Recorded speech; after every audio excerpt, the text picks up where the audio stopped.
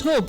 In his own words, I am not losing hope yet on the Super Eagles because we have been in this position in the past and we still qualified for the tournament. Yes, many Nigerians will find it difficult to believe, but nothing has been won until after the final games are played.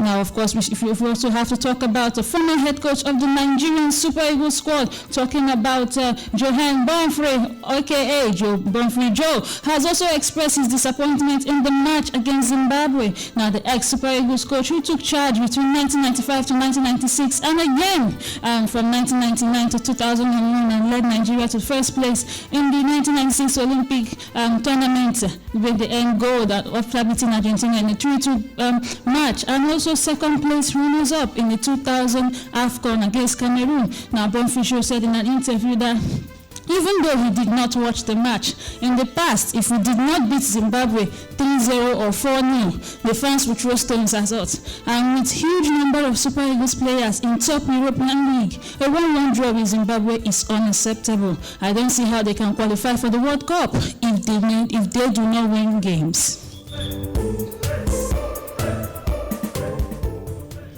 Now, of course, knowing that the Super Eagles do have a lot on their hands. As he also said, if it happens, good, but it's embarrassing that the Super Eagles are struggling against teams they should be beating convincingly. Now, of course, this is after the Zimbabwe 1-1 draw in which none other than Victor Osimhen was one of the players who stormed off the pitch in anger after his 74th goal for the Super Eagles. But a defensive error in the Super Eagles squad, talking about the defenders, did give Zimbabwe another goal in the late dying minutes of the match, making it 1-1. Now Nigeria will still have to face South Africa and Rwanda again, talking about what will be happening in June, August, and of course September, where many qualifying matches will be played. Now, there are also emerging reports of protests against the Bafana team. Yes, that is the South African national team, the South African football team. Now, Bafana faced points reduction in the World Cup qualifiers after it has been discovered that the South African team had included an ineligible player against Lesotho in their 2-0 win on Friday, the 17th, talking about last Friday. Now, Bafana midfielder Teboho Mokena, who plays for Mamelodi Sundowns, received a yellow card in the first match day in the 54th minute in their 2-1 win over Benin Republic. And the second yellow card in match day 4 against Zimbabwe in their 3-1 win again. That was in 2024, and he is supposed to be suspended for a match, which was the match against Lesotho that they played and also defeated Lesotho 2-0. Now, of course, we know that this is one of the rules that FIFA has placed, and it is in breach of FIFA rules, which states that any player that has faced caution in a match, that has faced caution twice in a match, will have to be suspended in the next match. But South Africa went ahead to field Mokena Teboho for this match against Lesotho, and now the Lesotho Football Association have already submitted a query to the FIFA governing body about the incident. Now, the secretary of the Lesotho Football Association said in a statement that it is alleged, it is also clear that they have to respect their rules.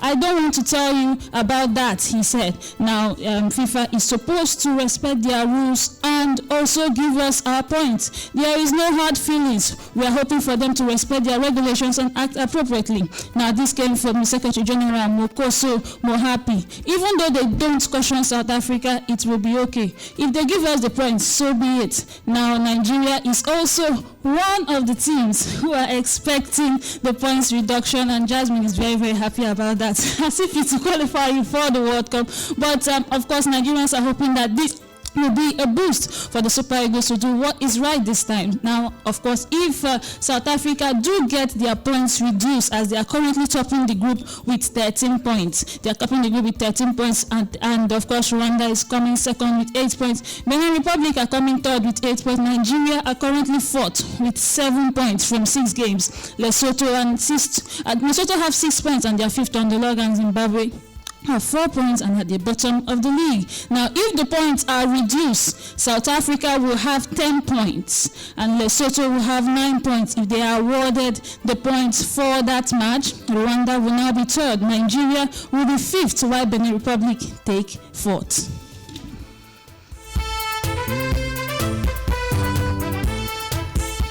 Now, one news still coming from the African continent. It seems we are currently the continent that is trending, yes, but this time around it is not for some good news. Now, the another shocking report that we have had is that the under-20 AFCON games, talking about the under-20 African Cup of Nations, will not be holding in Ivory Coast as planned. Yes, the Ivory Coast government, through their football federation, the Ivorian Football Federation, FIF, have already announced the decision to pull out from hosting the 2025 Under-17 African Cup of Nations just 30 days before kickoff. Now, leaving CAF in an urgent race to find new hosts at the tournament is supposed to hold from the 26th of April to the 18th of May.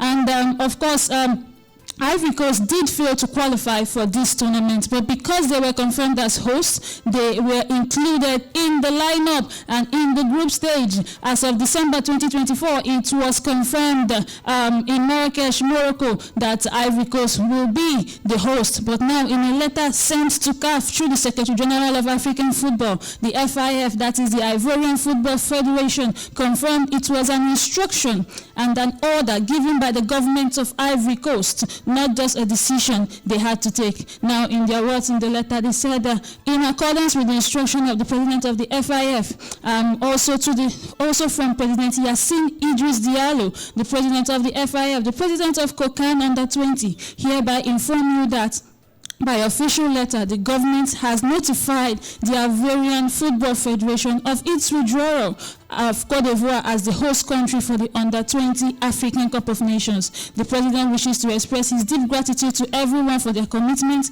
and work accomplished in organizing this tournament, to assure you that everyone will be informed of a follow-up that CAF will give to this situation.